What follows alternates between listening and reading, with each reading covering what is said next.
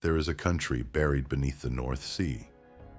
It had rivers and forests, lakes the size of small nations, herds of red deer that moved with the seasons, thousands of people who could walk from what is now England to what is now Denmark without ever touching salt water. It lasted longer than every civilization in your history book combined. The dynasties of China, the empires of the Andes, stack them all end to end, and they barely fill the time this country existed. And almost no one remembers its name. This is not a legend. There are no temples to find, no inscriptions to translate, no kings to remember. What there is, instead, is bone, antler, worked flint, the fossilized stump of an oak tree, still rooted in the soil it grew in, 20 meters beneath the keel of a North Sea trawler. Once or twice a year, somewhere between the coast of Yorkshire and the shallows of the Doggerbank, a fisherman pulls up his nets and finds a piece of this country in them.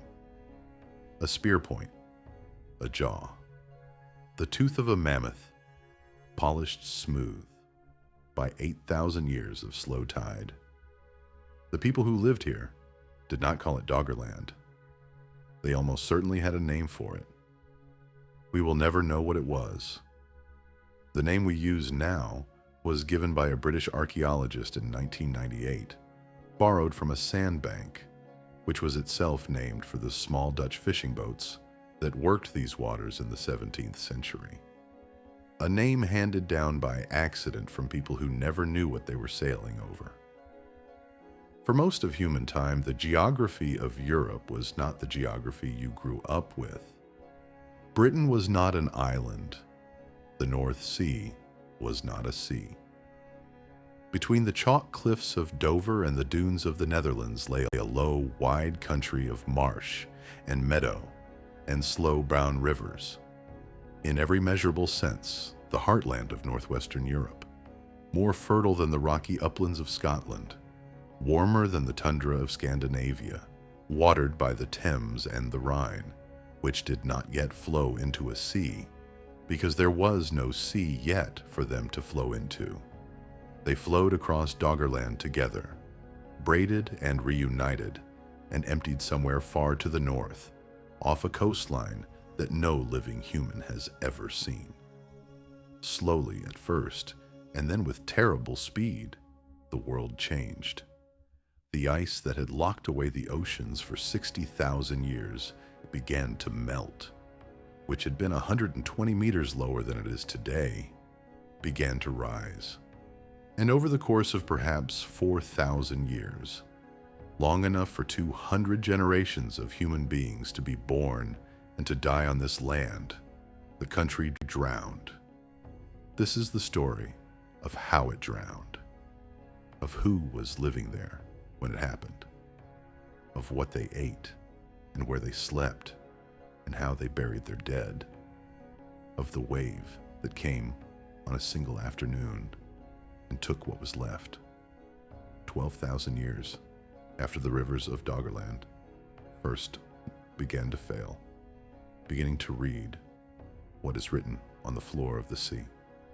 It is the largest piece of human history that no one was ever taught, and it is closer to us than the building of the pyramids. We're going to walk across a country that no one alive has ever seen. To understand Doggerland, you have to begin by unmaking the world. Take the map of Europe in your mind, the familiar shape of it, the boot of Italy, the long arm of Scandinavia, the hard angle where France meets the sea. Now lower the water, not by a meter, not by 10. Lower it by 120 meters everywhere on Earth. Watch what happens. The English Channel disappears first, only a slight depression in the chalk. The Irish Sea drains away to a line of inland lakes. The Adriatic shrinks to a narrow gulf. The Black Sea becomes a freshwater pond. And the North Sea, the broad gray water that today separates Britain from the continent, is simply gone. In its place is a plain, flat in the south, gently rolling in the north, threaded with rivers, dotted with shallow lakes. A country roughly the size of Britain itself. This is Doggerland at its full extent around 18,000 years ago, near the close of the last great ice age. The ice is the reason. The last glacial maximum had locked an unimaginable volume of water into ice sheets thousands of meters thick.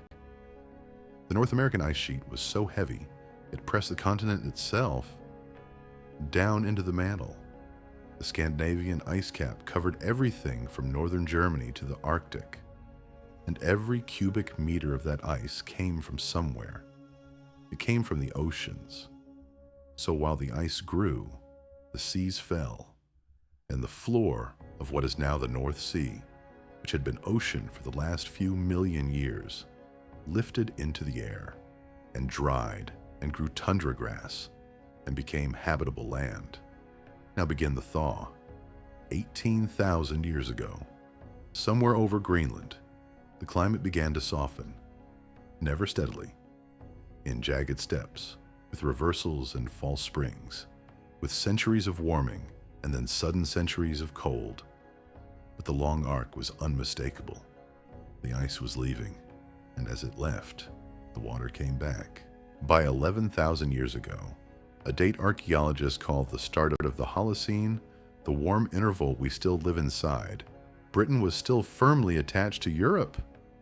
You could walk from Norfolk to Hamburg without your feet getting wet. The land bridge was wide. Doggerland was at this point a vast, no longer tundra, but mixed forest and wetland. Birch and pine and hazel had moved north, following the retreating ice, and with the trees came the animals.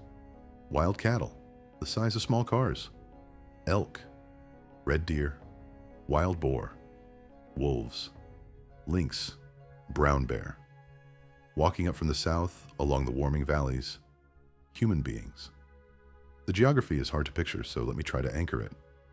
The deepest part of what is now the southern North Sea, between East Anglia and the Netherlands, is only about 30 to 40 meters deep today. The Dogger Bank itself, in the middle of the North Sea, in some places only 15 meters beneath the surface.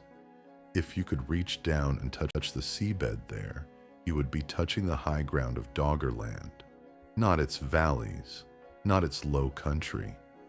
The rest of it lies below. The rivers were enormous.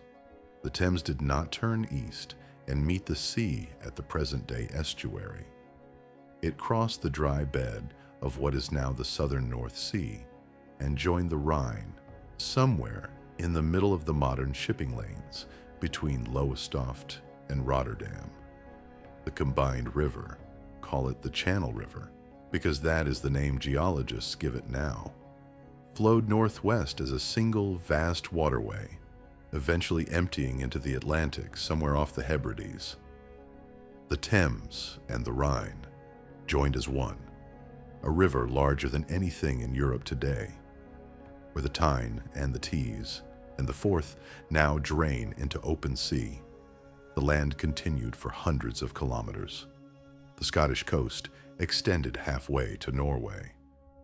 There were islands in the upper sea, high points that have since been re-exposed only as the platforms where North Sea oil rigs now stand. Some of those rigs are drilling through the bedroom of someone's grandfather. Time it for yourself.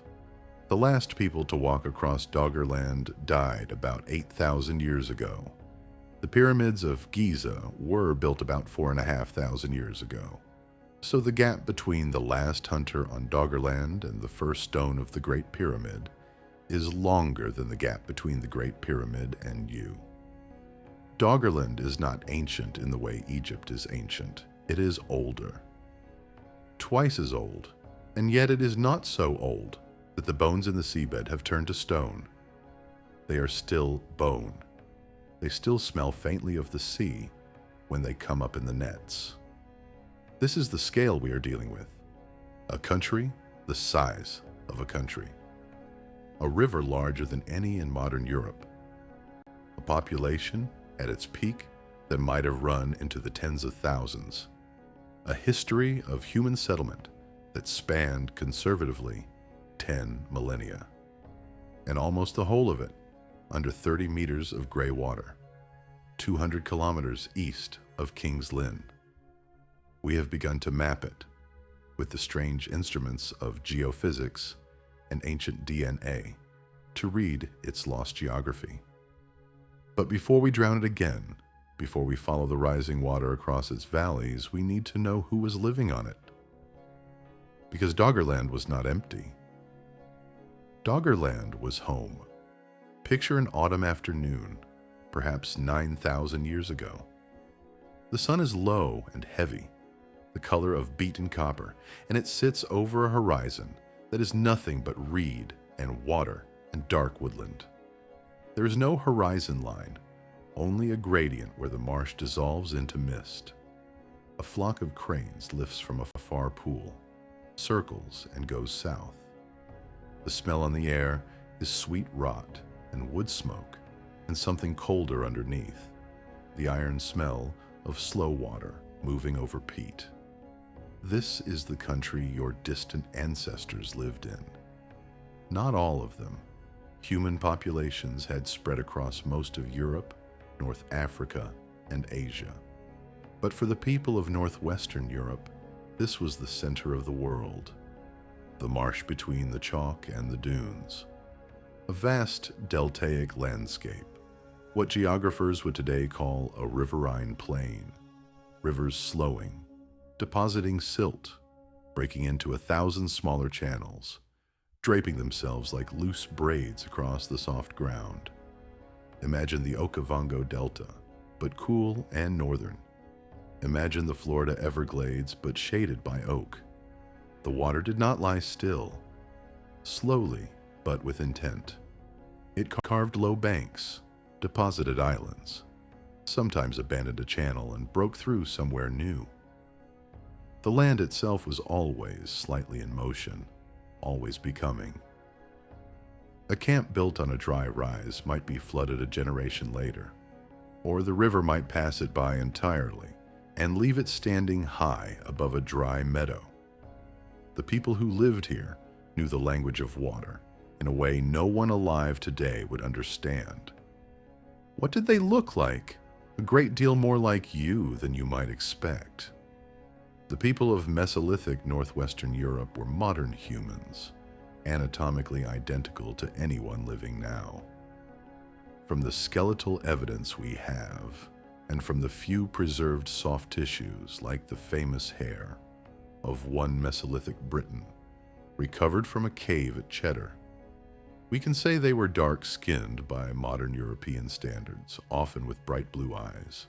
The pale skin Europeans now associate with northern latitudes did not arrive in the population until much later, perhaps with the spread of farming from the Near East. The Mesolithic hunter, walking the marshes of Doggerland, was dark of skin and pale of eye. He looked in some ways more like a modern Inuit than a modern Englishman.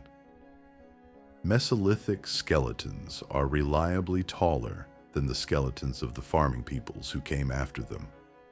The bones show heavy muscle attachments, the marks of a life spent paddling, dragging carcasses, climbing trees for honey. He had perfect teeth, almost without exception, until the very end of his life. Cavities are a disease of carbohydrate, and the diet of the Mesolithic was meat, fish, fruit, nuts, fungi, and the rare blessing of wild honey. There was no flour. There was no sugar. A Mesolithic mouth was a thing a modern dentist would weep with envy at. He lived in a small group, probably 20 to 40 people, almost all of them family in some sense. Siblings, cousins, in-laws. Not constantly, not the way we sometimes imagine, but seasonally and with purpose. Perhaps to the great river mouths where the salmon ran and the swans passed through on their way north. In summer, inland, where the hazel groves were heavy with nuts and the deer fattened in the clearings, to the great wetlands, where the migrating birds came down by the millions, perhaps to a sheltered camp beneath a south-facing slope where dried meat and smoked fish and stored hazelnuts could carry the family through the long dark. The shelters were not crude. We know this from impressions, from post holes preserved in waterlogged sites elsewhere in Europe, from comparable hunter-gatherer dwellings in Siberia and the Pacific Northwest. They built oval huts of bent saplings, lashed with sinew, covered with hide and bark and turf. They built smokehouses for fish. They built drying racks for meat. At least some sites suggest they built small wooden boardwalks across boggy ground, the world's first paved paths, roughly speaking. They knew their country. They had boats. We know this because in waterlogged sites of comparable Mesolithic culture in Denmark and the Netherlands, boats have been found. Long, narrow dugout canoes, hollowed from single tree trunks with fire and stone adze, boats fast enough and stable enough to chase seal and porpoise in coastal waters. The people of Doggerland would have used them every day. Their country was a country of water. Walking was for high ground. The real travel happened by boat. Their tools were beautiful. Microliths, tiny, exquisite chips of flint, smaller than a thumbnail, hafted in series along the shaft of a wooden arrow or harpoon. A single Mesolithic spear might carry a dozen of these microliths in its working edge. If one broke off in a wound, the rest still cut. It was a modular weapon, designed by people who understood that a tool that cannot be mended is a tool already lost. Antler harpoons, barbed in elegant rows, for spearing fish and seal. Bone needles for sewing. Awls for piercing hide. Stone axes ground sharp enough to fell a hardwood tree. We have very little of it from Doggerland itself. Wood and bone do not preserve well underwater. But from sites of the same culture, on the surrounding lands, we have small carved figurines, abstract patterns scratched into bone, beads of amber and shell strung into necklaces. From a slightly later context, a Mesolithic ceremonial headdress made of red deer skull, antlers still attached, eye holes pierced, almost certainly worn during ritual, almost certainly by someone who believed the deer was watching back. They buried their dead. Some lay flat, some curled, some sprinkled with red ochre, the color of blood, the color of life, to send them whole into the dark. In some cemeteries elsewhere, in Mesolithic Europe, infants were buried with the wing of a swan beneath them. We do not know what they meant by it. We know they meant something. This was not a primitive people. This was a sophisticated society, small, intimate, fluent in a landscape we cannot now even visit. They had been living this way, in this country, for thousands of years before the water began to take it. They were not waiting to be discovered. They were not waiting for history. They were home. Walk with one of them for a little while. It is a morning in early summer, perhaps 8,500 years ago, on a low rise in what we would now call the Central Dogger Bank. The rise is barely a rise at all, perhaps 4 meters above the surrounding marsh. But in this country, 4 meters is a hill. The camp on it is small. 5 oval huts, low to the ground, arranged loosely around a central hearth where last night's fire is still smoking. A drying rack holds split fish, the mussel dark and red against the morning light. A dog, yes, they had dogs by this point, descended from wolves a few thousand years before. uncurls from a pile of bracken near the door of one hut and stretches. A woman comes out of the hut. She is perhaps 30 years old, which by Mesolithic standards is well into adulthood, old enough to have grown children. Her face is broad and brown. Her hair is pulled back with a leather thong. She is wearing a tunic of softened deer hide, a belt of woven grass cord, and at her throat a pendant of amber that she has worn since her grandmother gave it to her, and which her grandmother had worn since before that. She does not know how old it is. It is just hers. She walks down to the river. The river is one of many here, a slow brown stream, no more than waist deep, threading between thickets of alder. She has set a fish trap in the shallows the night before. It is a basket woven of split willow, weighted with stone, with a funnel mouth that lets fish in but not out. There are 6 small pike inside and 1 larger one, and she smiles and reaches in for them. This is breakfast for a family. It is also, in a sense, the surplus. The country is so rich that getting enough food is, for most of the year, not the central problem of life. The central problems are weather, sickness, and the politics of the band. Who has been promised to whom? Whose father owes whose mother a favor? Who is allowed to camp on which side of the river? The same problems any small human community has always had. Back at the camp, the children are awake. There are perhaps 8 of them, ranging from a baby in a sling to a boy of about 12, who is already nearly a man. The boy has been promised the next deer hunt. He has been practicing his throw. Yesterday, he hit a moss-covered log at 20 paces. He is very proud of himself. His mother smiles, but she is also worried because the deer hunt will take the men away for 3 days. And last spring, 2 boys his age went out for the first time, and only 1 came back. The marsh has many ways to kill you. A wrong step into a bog, a boar at close range, a wound that takes the rot. She does not say any of this. She braids his hair instead. The men come in from the river. They have been spearfishing in the deeper channel half a kilometer away, where the salmon are running. They have 3 large fish. There will be enough for the band, and enough to dry, and enough to share with the visitors who are coming tomorrow. A smaller band from the western country who have walked 4 days to talk about a marriage. The visitors will bring honey and worked flint. The hosts will give them salmon and amber. The marriage will be agreed or not.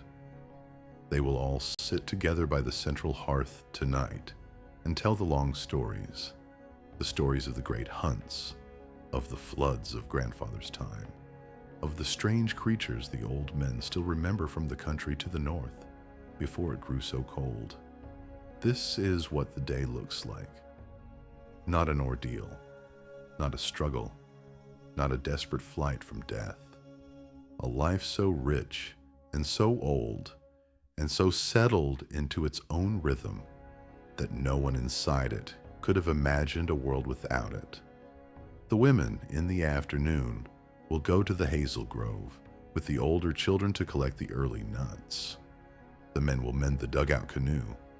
There is a crack along one side that needs to be sealed with pine pitch and birch tar. The grandmother will sit beside the fire and weave nettle fiber into cordage, her hands moving without her looking, and she will sing softly to herself an old song her own grandmother taught her in a language nobody now alive could understand. Towards evening, the wind will shift. It will come in from the north, a little colder than expected for this time of year, smelling of salt, though the sea is still many days' walk away. The grandmother will stop singing just for a moment and look up. She has noticed this. She has noticed it for years. The salt smell in the north wind is stronger than it used to be. The marshes downriver, the ones her own grandmother showed her as a girl, are not where they were. The reed beds have moved south. The big reed bed, where they used to camp in spring, is now too wet to camp on. Her sons laugh when she mentions it. The world is what it is, Mother. The marsh has always moved. She does not argue. But she has noticed. She is the first person in this story who knows what is coming. The sea did not arrive in a day. It arrived in centuries, in meters, in the slow erasure of low places and the slow rise of new shorelines. From the human point of view, from the point of view of one camp, one band, one woman teaching her granddaughter to weave a fish trap, it arrived as a thing barely noticeable in a single lifetime, but unmistakable across three. This is one of the hardest things to feel. Most disasters in the human imagination are sudden: a volcano, a flood, a war. We tell stories of them because they are sized for human time. They happen in a day or a week or a season. But the drowning of Doggerland was something else. It was a process longer than the entire history of every empire ever recorded.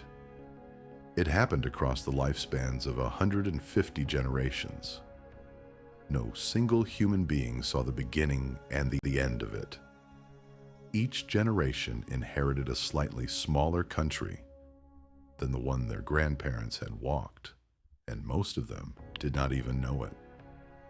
Sea level rise during the early Holocene, the warm period that began about 11,700 years ago, has been measured in dozens of marine cores from around the world. The picture is not steady.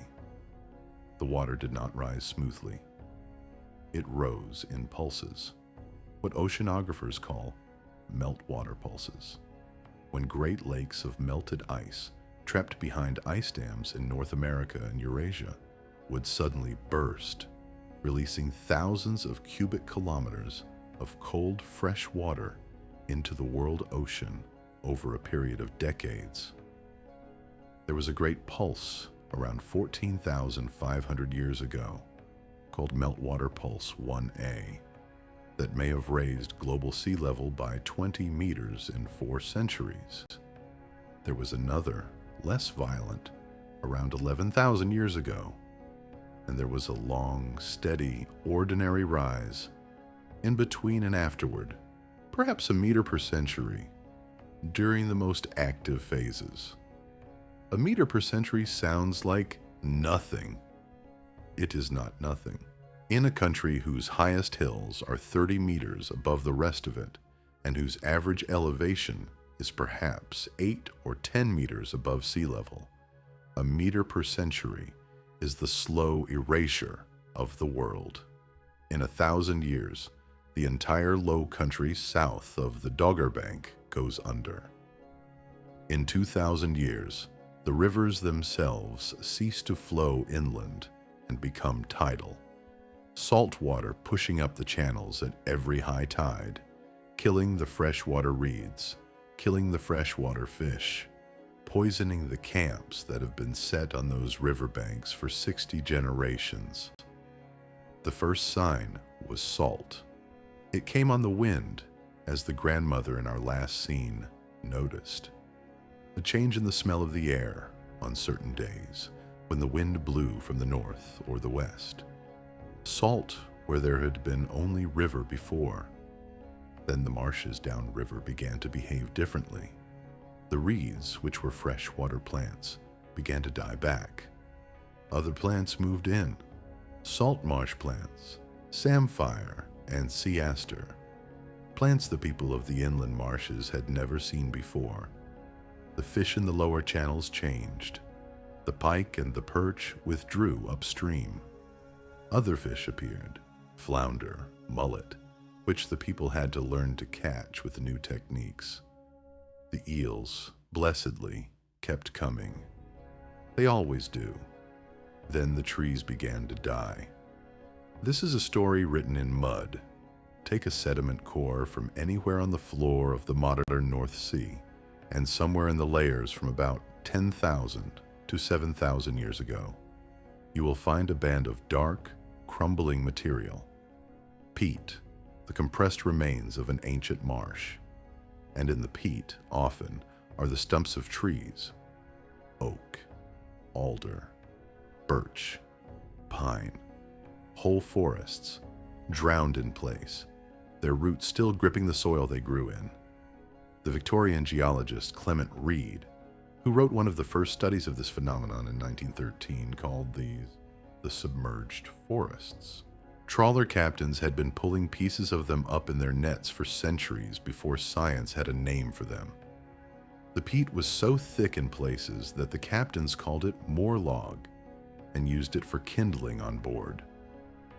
The drowning of a forest is a strange thing to picture. It does not happen in a day. It happens because every spring tide, the salt water reaches a little further up the river than it did the year before. The tree roots take in the salt. They die slowly from the bottom up. The trunks stand for years after the leaves stop coming. They become silver, then gray, then begin to fall. Crabs colonize the wood. Worms bore into it. The forest becomes a salt marsh, then a mud flat. Then, a few human generations later, open water. A child born in one of the Doggerland river camps in 9000 BCE would see the river of his childhood as a clean, fresh stream lined with alders and oaks. He would teach his children to fish the same waters. By the time his grandchildren were old, the same river would be tidal, the alders dead. The camp moved a kilometer upstream. By the time his great-grandchildren were old, the camp would be moved again. By the time his great-great-grandchildren were old, there would be no camp there at all, only the open marsh, and beyond it, the slow gray reach of an inland sea that had not existed when their ancestor was born. This is what generational loss looks like in deep time. It is not catastrophe. It is geography eaten slowly. It is being pushed inland at a pace just slow enough to look like ordinary life, just slow enough that no one, until perhaps the very last generations, ever sat down and said, "The country is dying." They simply moved when the water came. They moved their camps. They moved their burial grounds.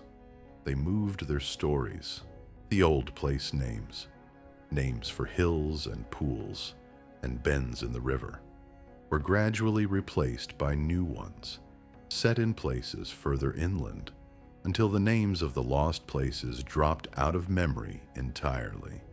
By about 8,500 years ago, the southern half of Doggerland was already gone. The Channel River was no more. The Thames now turned east into a true estuary. The Chalkland Bridge between Dover and Calais had been breached, perhaps catastrophically, perhaps gradually, in a series of erosion events that turned the southern bridge into an island chain and then into open water. Britain was, for the first time, separating from the continent. In the center of what was now an inland sea was the high ground, the Dogger Hills. Once the center of the country, now an archipelago, a long broken island, 50 kilometers at its widest, surrounded by salt water on all sides.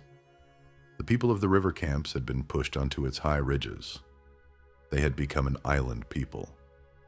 They probably did not know how few of them there were. They probably did not know how high the water had risen everywhere else. They knew their world. Their world was a long, low island, foggy in the mornings, bright in the summer, with red deer in the high country and seals on the southern coast. The sea was on every horizon. It had always been there. It had never been there. On a single afternoon, a little more than 8,000 years ago, the sea moved.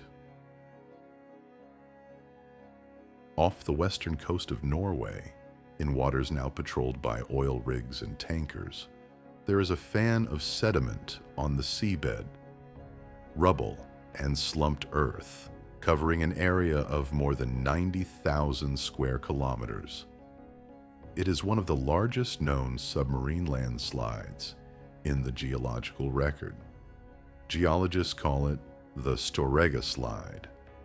The name comes from the Norwegian Storegga, the Great Edge. What happened there 8,150 years ago is something we now understand fairly well, because the oil industry has surveyed the seabed in extreme detail, and because the wave it produced left physical signatures all around the rim of the North Sea. We know roughly when. We know roughly how much sediment moved. We know from sediment deposits on land that the wave was tall enough and fast enough to carry sand and rounded pebbles 80 kilometers inland in the lowest valleys of eastern Scotland, and to deposit a layer of marine debris 3 meters above the contemporary sea level on the Shetland Islands. The trigger was, almost certainly, an earthquake on the Norwegian continental shelf. The slope itself had been growing unstable for thousands of years. The retreating glaciers had unloaded the bedrock, allowing it to rebound upward, while at the same time piling vast layers of soft glacial sediment along the offshore edge. It was a precarious arrangement. It needed only a shock. The shock came. Over a period of perhaps a few hours, an estimated 3,500 cubic kilometers of seabed peeled away from the Norwegian shelf and slid down the continental slope into the deep ocean. To put that in perspective, the volume of material that moved was roughly 3 times the volume of all the fresh water in all the lakes of Britain combined. It was a third of the volume of Lake Superior. It was, by any geological standard, a colossal event. A landslide of that size underwater displaces water. The displaced water has to go somewhere. It went in the form of a tsunami in every direction outward from the slide. The wave that reached Doggerland came from the north and the northeast. It would have arrived as a series of pulses. Tsunamis are not single waves, but trains of waves, perhaps 4 or 5 large surges, separated by 10 or 15 minutes each. The height is debated. Different reconstructions, based on different deposit elevations and different models of the seabed bathymetry of the time, give heights ranging from 3 or 4 meters at the lower estimates to 25 meters at the higher. A reasonable middle figure for the central Doggerland coast is something on the order of 5 to 10 meters of vertical run-up, with the leading edge moving at perhaps 20 or 30 meters per second. A quiet morning on the Dogger Hills. The light is gray, the wind is mild, the sea is calm. Smoke rises from the camps. Children are playing on a beach of dark pebbles. A man is mending a boat. A woman is gathering shellfish on a low rocky point. A flock of geese passes overhead, going north. None of them know that, an hour earlier and 1,000 kilometers to the northeast, the floor of the ocean has fallen. There may have been a few warnings. There always are. The dogs may have grown restless. The sea may have drawn back from the shore in an unnatural retreat, uncovering rocks no one had ever seen above water, exposing the dark, wet mouths of crabs and worms, leaving fish flapping on the bare sand. People who lived near coasts surely knew that an unnatural retreat is the herald of an unnatural return. Some, perhaps, would have begun to climb. Most would have stood and stared. Then the line of white on the horizon, a line of foam, very low, growing. It is hard to convey in words what a tsunami is, because a tsunami is not really a wave. It is a wall of moving water. It does not crash and roll like a normal wave. It surges forward as a single rising tongue, faster than a man can run on flat ground, and behind it, the sea simply rises. The first surge breaks over the low coast and sweeps inland across the marshes, snapping trees, ripping camps free of their moorings, carrying boats, hearths, drying racks, and bodies along with it as a single brown rolling tide. For perhaps 15 minutes, the water keeps coming.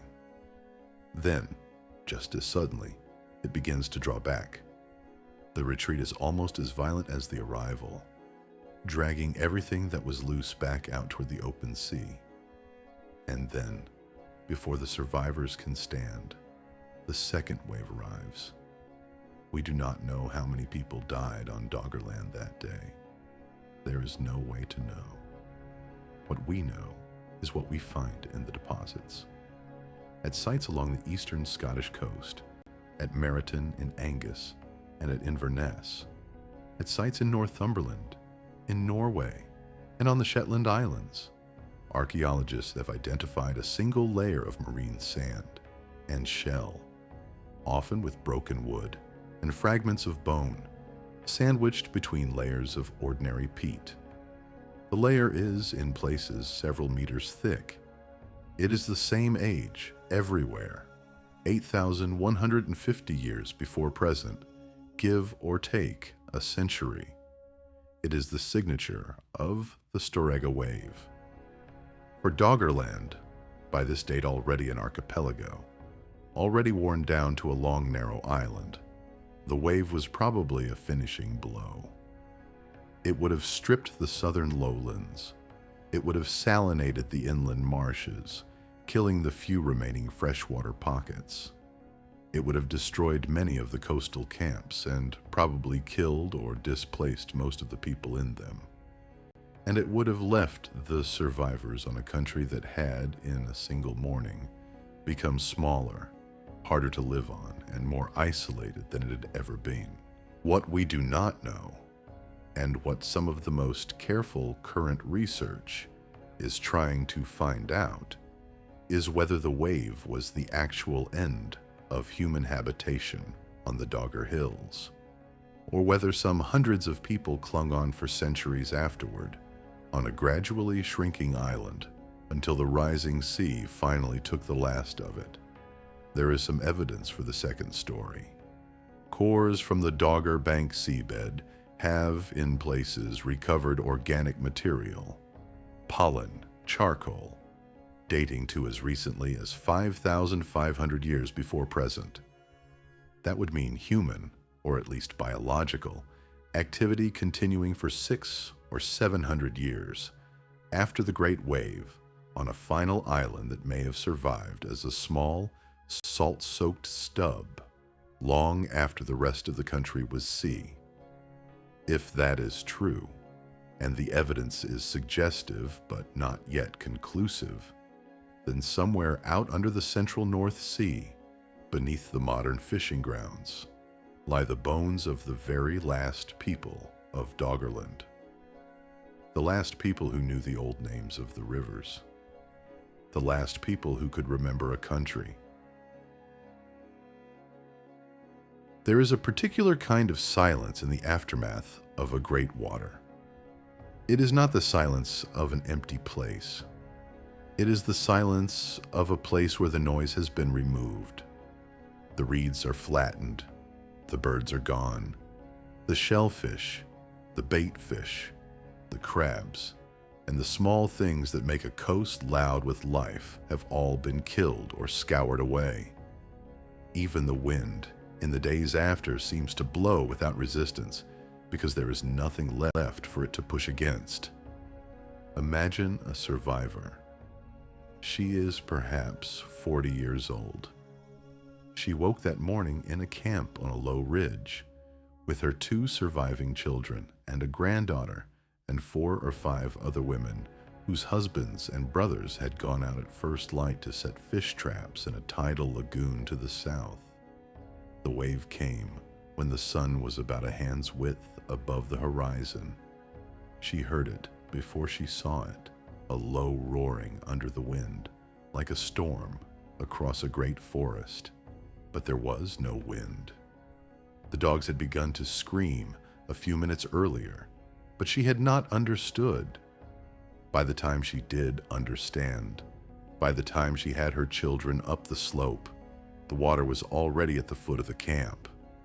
Her husband and her brothers were not with them. She does not know yet that they are dead.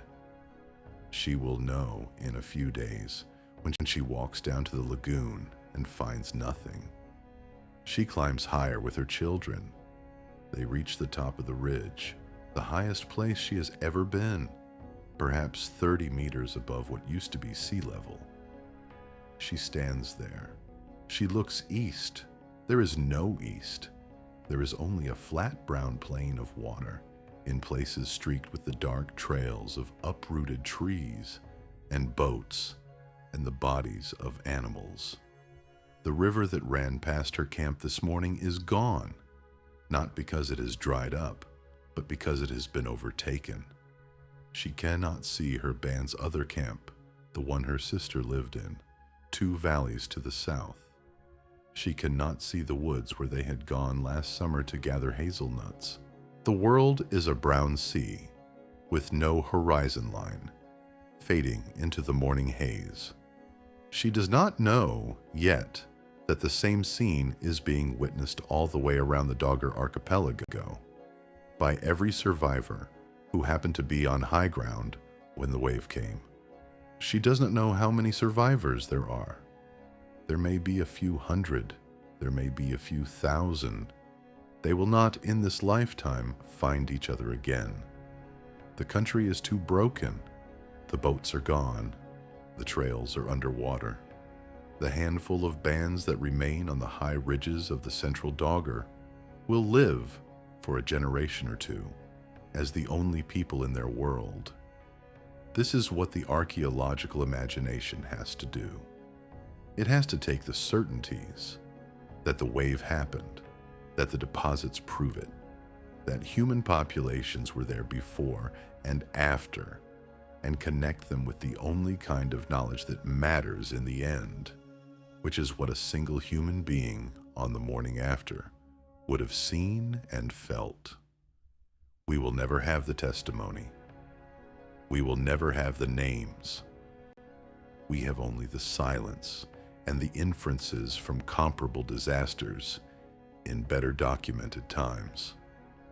We know what people do after great waters. They count their dead. They burn what they can. They begin to rebuild. On the high ridges of what is left of Doggerland in the years after the Storegga wave, life began again. Not the same life. Smaller. More cautious. The people who survived had seen in a single morning that the sea could move in ways the elders had not warned them about. They moved their new camps inland, as far inland as the diminished country allowed, which was not very far. They rebuilt the smokehouses. They taught the children which plants the wave had killed and which would come back. They recovered, as people always do. But they were now a fragmented people on a shrinking island in a rising sea. The sea had not stopped rising at Storegga. Storegga had only accelerated in a single afternoon what was already happening over centuries, and the centuries continued. A generation after the wave, the high ground was a little smaller. 2 generations after, smaller again. The young men who had been boys when the wave came grew old and watched the sea come for the new camps. They moved them again. Their sons watched too. By about 7,000 years ago, 5 or 6 centuries after the wave, the visible part of Doggerland had probably been reduced to a single long island, the very crest of the Dogger Hills, perhaps 100 kilometers long and 20 wide at the most. By 6,000 years ago, it was an archipelago of a few small high points. By 5,500 years ago, those last points were being overtopped at high tide, and the country, in any meaningful sense, was gone. What happened to the last people? Probably most of them, over the long centuries, moved. They paddled their boats westward to the coast of what is now Britain, or eastward to what is now Denmark and the Netherlands. They merged into the Mesolithic populations there, populations who were, after all, their cousins who spoke probably mutually intelligible dialects, who had the same gods and the same tools and the same dogs. They became Britons or Danes or Frisians several thousand years before any of those names existed. They carried with them, perhaps for a generation or two, the stories of the lost country, the names of the great rivers, the songs of the high meadows. And then, in one generation or another, the stories stopped being told. The last person who could remember the hills of Doggerland died on some other coast, with a name and a language nobody else now spoke. A small number, almost certainly, did not move. They stayed on the last island until it was no longer an island. Their descendants have left no trace we can identify. They are inferred only from the slow tail of organic material in the upper sediments of the Doggerbank. They are the longest goodbye in Northern European prehistory. Doggerland did not vanish in fire. It vanished in water and silence, and the gradual ending of a way of life that had taken 12,000 years to grow. For most of human history, that was the end of the story. The country was gone. The people had either died or merged into others. The land bridge was sea, and as the millennia passed, the sea forgot. The first hint that something was down there did not come from archaeologists. It came from fishermen. For as long as men have fished the southern North Sea, their nets have been bringing up things they could not explain. Not often, only once in a great while, the way a strange thing always comes, but enough that it became a known feature of the trade. The skipper of a North Sea trawler in the 17th or 18th century would, every few years, find his nets caught on something at depth, and when he hauled them up, there would be a great clod of dark brown material in the code end, and inside it, the bones of an animal, a leg bone, a jaw, a tooth. Sometimes the bones were obviously of land animals, what one captain in 1760 described as a great hairy elephant. He kept the tooth. He could not explain it. The seabed, in his time, was simply something that stopped you dragging your nets too low. It was not understood as a country. The dark brown material was peat. It was usually called moor log by the trawler men, and they used it as cheap kindling. It burned with a smoky, earthy smell, the smell of a lit garden in autumn. It did not occur to most of them. And why would it? That they were burning the soil of a forest that had grown 10,000 years ago, on a continent, now under their keel. Then, in 1895, a Dutch geologist published a short paper noting that mammoth bones were being routinely brought up from the southern North Sea in numbers that could not be explained by any conventional source. The paper attracted little attention. 18 years later, a British geologist named Clement Reid produced a longer and more careful study. His book was called Submerged Forests. In it, Reid argued, with cautious 19th century understatement, that the southern bed of the North Sea had once been dry land, that it had been forested, that mammals had grazed it, and, most extraordinarily, given the period, that human beings might have lived on it. There was, he wrote, no reason in principle why their tools and bones might not also be found. He was right far sooner than he might have hoped. In September of 1931, a steam trawler called the Calinda, working a section of the Lehman and Ower banks about 25 miles east of the Norfolk coast, dragged up its nets and found the usual lump of moorlog. The skipper, Pilgrim Lockwood, broke the lump open with his shovel, partly out of habit, partly because his men used the peat for the galley fire. He found what he initially took to be a curiously shaped piece of wood. He showed it to his mate. The mate had no idea what it was. They put it aside. When the Calinda docked at Lowestoft, Lockwood took the object to the local museum, almost as an afterthought.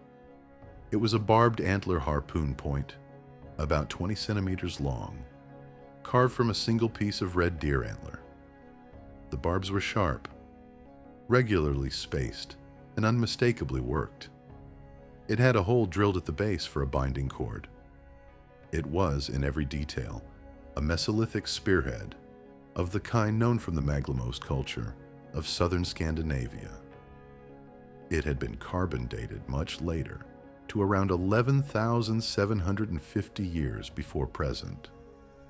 That harpoon, the Calinda harpoon, as it became known, was the first object indisputably made by a human hand to be recovered from the floor of the southern North Sea. It is today in the museum at Norwich. You can stand in front of it. You can look at the spacing of the barbs, the small clean dimple where the maker's thumb pressed in to steady the cut. It is, in a sense, the oldest piece of British manufacture ever recovered, except that it was not made on what is now Britain. It was made on Doggerland. After the Calinda harpoon, more things began to come up. Not in great numbers. The North Sea is large, and trawler nets are coarse, but enough to confirm. Human skull fragments, more than a dozen of them, dredged up over the course of the 20th century from the offshore banks. Worked flints, antler axes, polished bone points. Bones of mammoth, of woolly rhinoceros, of straight-tusked elephant, of cave lion. The faunal record of late Pleistocene and early Holocene Europe, recovered piece by piece from the holds of fishing boats. A whole drowned ecology, brought up in pieces by men who were just trying to catch sole. In the 1970s and 80s, a small group of researchers, most prominently Bryony Coles, a British archaeologist, began to argue that this scattered evidence pointed to a single, definable, populated landscape, deserving of a name and a sustained program of investigation. In 1998, Coles formally proposed the name. She called it Doggerland, after the bank that lay over its highest ground. The name stuck immediately. It is the name we use today. But scattered finds, however suggestive, are not a country. A handful of bones from the coat end of a trawler can prove that something was there. It cannot map it. It cannot tell you where the rivers ran, where the camps were, where the forests stood, where the lakes lay. You need a different kind of instrument. You need something that can see through the seabed. That instrument, as it turned out, already existed. It belonged to the oil industry, and it was, accidentally, on the verge of giving us the most detailed map of a lost country anywhere in the world. In the 1960s, the petroleum industry began to survey the bed of the North Sea in earnest. Oil and gas were known to lie beneath it. The industry developed and refined an instrument called the Seismic Reflection Survey. A ship that drags an array of underwater air guns and microphones, fires the air guns in regular pulses, and records the echoes that bounce back from layers of rock beneath the seabed. The data, processed by computer, produces a three-dimensional model of everything below the seabed. Every layer of sediment, every buried river channel, every fault, every pocket of trapped gas. The industry had no interest in Mesolithic landscapes. It wanted hydrocarbons. But the surveys it produced over the following decades contained, incidentally almost as a byproduct, the most extraordinary archaeological dataset anyone had ever assembled. Buried beneath the North Sea, perfectly preserved in layer after layer, were the river channels and lake beds and ridges of a complete, fully formed early Holocene landscape. Doggerland, in cross-section, lay sleeping under 30 meters of younger marine sediment, waiting to be reared. Beginning in the early 2000s, an archaeologist named Vincent Gaffney, then at the University of Birmingham, persuaded several of the major North Sea operators to release portions of their seismic data for academic study. What followed was, by the modest standards of pre-Holocene archaeology, a revolution. Gaffney and his team, working with petabytes of survey data covering tens of thousands of square kilometers of seabed, began to map the ancient land. They identified river systems. They named them, after geologists who had worked on the region. The largest was the Schotten River, a vast braided system that had drained much of central Doggerland. They identified lakes, estuaries, coastlines. They could trace in extraordinary detail the geography of the country at different stages of its drowning. The maps that emerged were not speculative. They were not artists' impressions. They were direct readings of the actual land, frozen in the sediments where it had died. Looking at one of Gaffney's reconstructions is, in a strange way, like looking at an aerial photograph of a country that no eye has ever seen from above. There is the river, there is the lake, there is the high ground, where, with a little more luck, an entire camp might still lie undisturbed beneath the silt. Then came the second instrument, sediment cores. In the late 2010s, a Bradford-led project called Europe's Lost Frontiers began a program of careful sediment coring at selected sites across the Doggerland seabed. The cores, long cylinders of compressed mud, drilled through the modern marine layers and into the buried Holocene soils, held in their dark organic bands the chemical and biological memory of the lost country, undamaged by 10,000 years of burial. Spores of fungi, microscopic charcoal from ancient hearth fires, and most remarkable of all, the molecular fragments of ancient DNA. Sediment ancient DNA, SEDA DNA as it is called, is one of the most powerful archaeological techniques developed in the past 20 years. It allows researchers to identify, from a smear of mud, the genetic material of every plant, every animal, every microbe that lived at the site at the time the layer was deposited. Without ever finding a bone, you can know that aurochs lived there. Without ever finding a leaf, you can know what trees grew.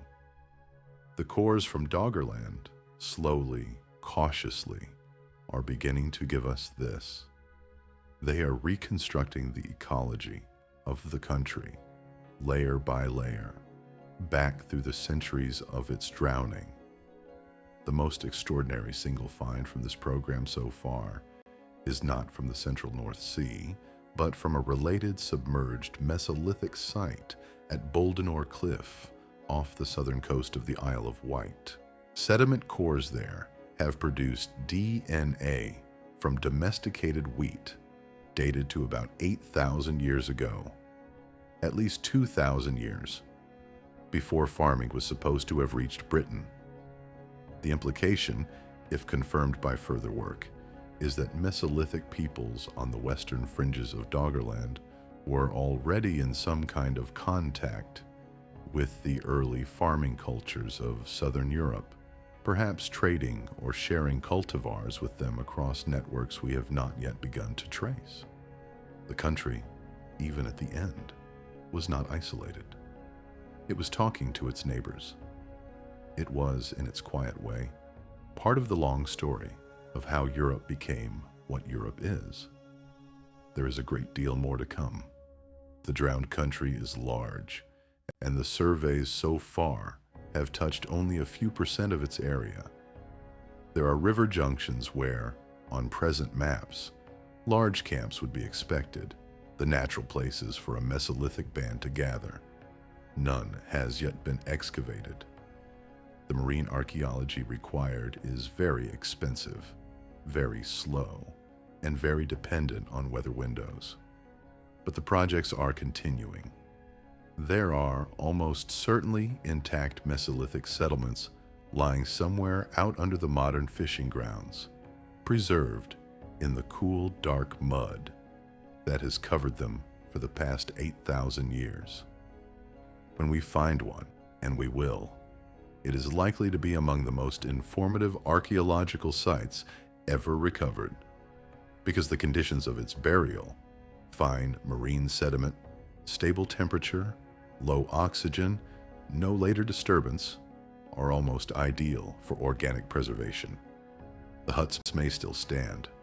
The hearths may still hold their last firestones. The fishing nets may still hang on their drying racks. The bones of the dog may still curl beside the doorway. Doggerland is not finished telling us its story. It has, in a sense, only just begun. What does it all mean? It is a question worth asking because, in the strange logic of human attention, the things that happen deepest in the past sometimes turn out to be the most relevant to the things happening now. Doggerland is one of those things. The most obvious lesson is geological. The drowning of Doggerland is in scale and tempo, the closest natural analog we have to the kind of sea level rise that climate scientists are currently projecting for the coming centuries. The early Holocene rise at its peak ran at perhaps a meter per century. Modern sea level is now rising at about 3 to 4 millimeters per year, 3 or 400 millimeters per century. But the rate is accelerating, and conservative mid-range projections for the next 2 centuries place us in a band of perhaps a half to 1 meter of additional rise by the year 2200, with much higher figures possible if the great Antarctic ice sheets begin to destabilize. We are not yet inside an early Holocene rate. We may be approaching one. What Doggerland shows us is what such a rate looks like, lived through. It does not look like a wave on a single afternoon, except for the rare days when it does. It looks like the slow erasure of low places, like the salinization of rivers, like the death of forests from the bottom up. Like a generation that buries its parents in a cemetery their children will not be able to visit because the sea is already over it. It looks like every coastal city in the world having its docks rebuilt every 50 years on slightly higher ground until the day comes when there is no slightly higher ground available within the city itself, and the city must move. It looks like a long, slow, civilizationally exhausting retreat, conducted at a pace just slow enough to be invisible to any single human life, and just fast enough to be unstoppable across centuries. Doggerland tells us that this is possible. It tells us that this has happened before. It tells us that human beings, when it happens, do not necessarily die. They move, they adapt, They become something else.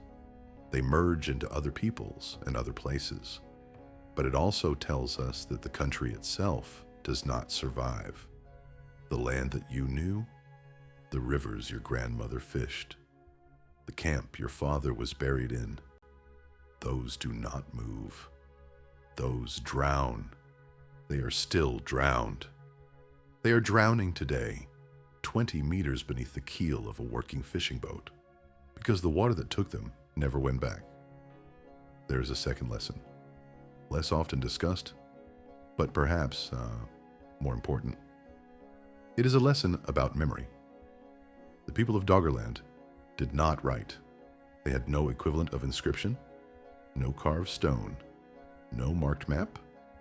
Their entire culture, 12,000 years of accumulated knowledge about how to live in that particular country, was held in the heads of living human beings and transmitted generation by generation through speech and song and example.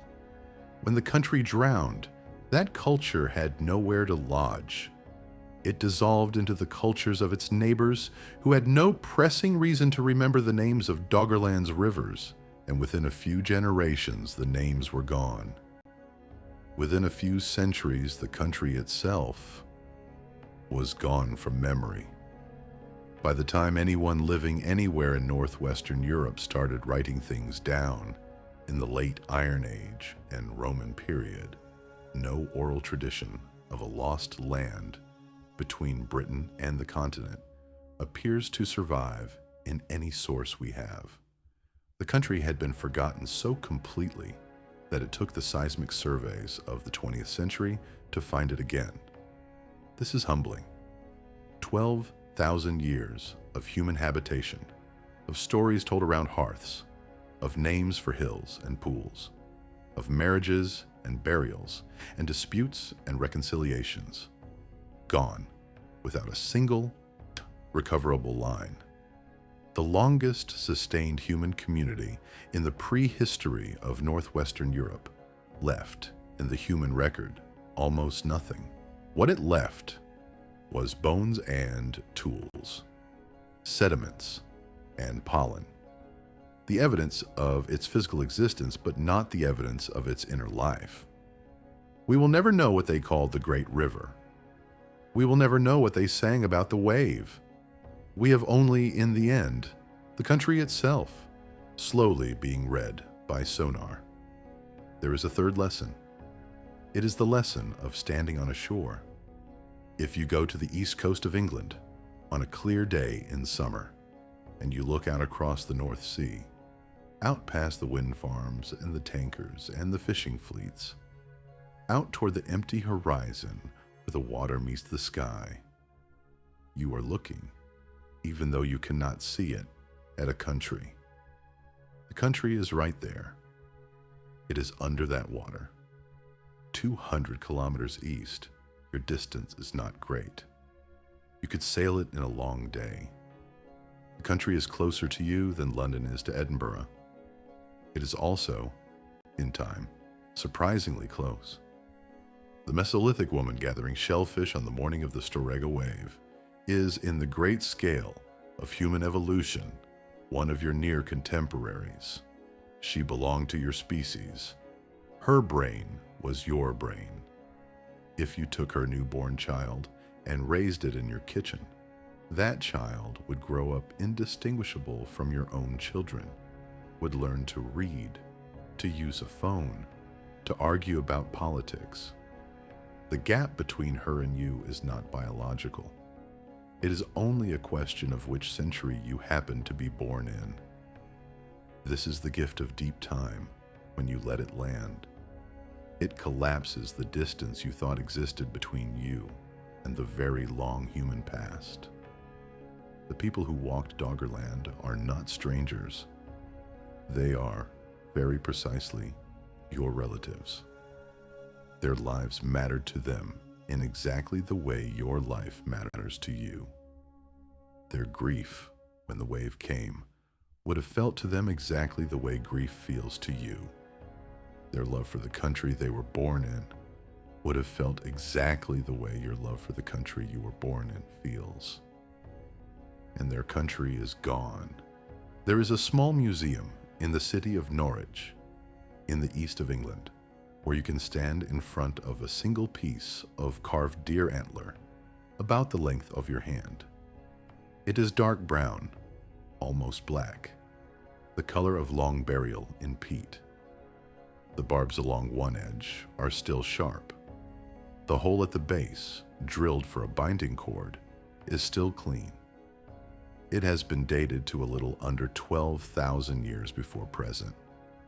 It was made by a man somewhere on the floor of what is now the southern North Sea, in a country that no living human being has ever seen. He spent perhaps an evening on it. He knew exactly what he was doing. He had made many before. He worked by firelight in a hut roofed with bark. The marsh was loud with frogs and the slow movement of water through reed. His wife was perhaps mending a net beside him. His son was sleeping. He finished the harpoon. He bound it to a shaft. He tested the spring. He set it aside for the morning. The next day, or perhaps the next year, or perhaps a generation later, the harpoon came loose from its shaft, somewhere in a slow river. It sank into the mud. The mud, over the next 8,000 years, became peat, and then was covered by sand, and then by silt, and then by the slow gray water of the modern North Sea. The man and his wife and his son went to wherever the dead of Doggerland went. The river became a sea. The sea became a fishing ground. The fishing ground became a working livelihood for thousands of men in steam trawlers, sailing out from ports that had not even been imagined when the harpoon was made. And then, one morning in 1931, the nets came up. This is what survives. This is the trace. Not the camp, not the song, not the name of the river. A piece of antler, a small, clean tool, a beautiful object that did its job, and then was lost. We have a few hundred such things from Doggerland. We have the bones of the animals it hunted. We have the pollen of the trees that grew. We have, beginning now, the maps of the land where it stood. We have an outline. We have a country that has begun, finally, to be remembered. This is what the deep past offers in the end.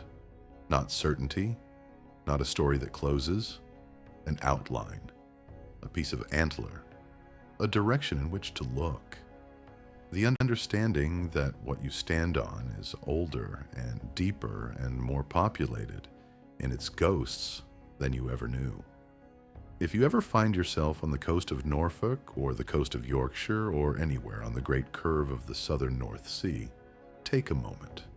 Stand for a little while at the water's edge. Look out across the gray. Think about the country that lies beneath it. Think about the people who lived there.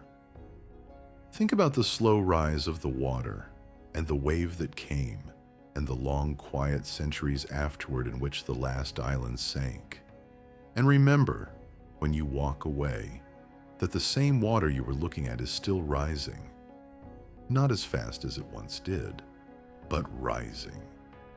Doggerland was not the last country it will take. It was only the last one we have learned to remember. The story is not over. It has only become slower. Thank you for walking it with me.